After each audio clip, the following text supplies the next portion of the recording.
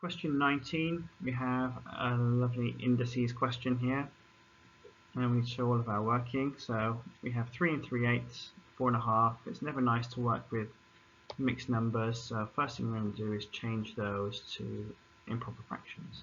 So 3 and 3/8, that's 27/8. So we have 27/8 to the power of negative a third times 4.5, that's 9/2.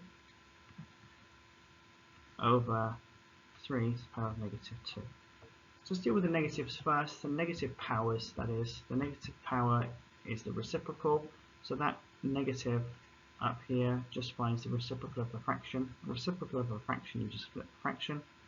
So we have 8/27, and we're left with the 1/3 still. Times by 9/2 over 3 to the power of negative 2. Well, that negative finds the reciprocal of an integer, which is just 1 over it, so it's 1/3, but we've still got the 2, still got the squared. Okay.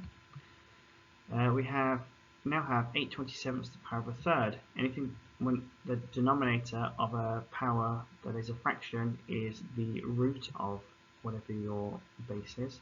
So we want the cube root of 8/27. The cube root of 8 is 2. The cube root of 27 is 3. So we have 2/3 times 9/2. Now, when we're dividing by a fraction, 1/3 squared, 1/3 squared, by the way, is the same as 1/9. Instead of dividing by that fraction, we can multiply by its reciprocal, which we'll get to in a minute. Now, 2/3 times 9/2, these twos cancel.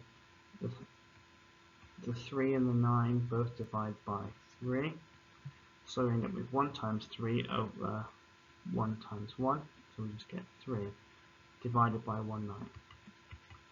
So instead of dividing by that 1/9, we can times by its reciprocal, which is 9. 3 times 9, 27. We get 1 mark for correctly either using the negative power to find the reciprocal of the fraction, or finding the cube root of the 8 and the 27 correctly. You get 1 mark for a fully correct numerator of 3. You get 1 mark for recognizing that instead of dividing by 1/9, we can times by 9, and you get a final mark for getting the fully correct answer.